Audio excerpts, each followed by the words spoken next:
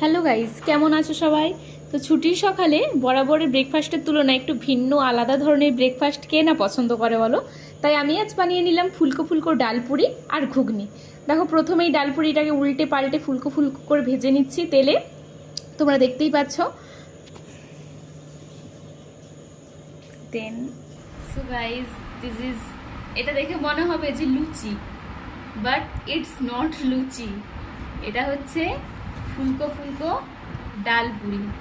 আচ্ছা, আমি একটু ভেঙে দেখাই, জাস্ট গরম আছে, একটু নিচ থেকে ইয়ে দেখাই। So just look at this food, wow.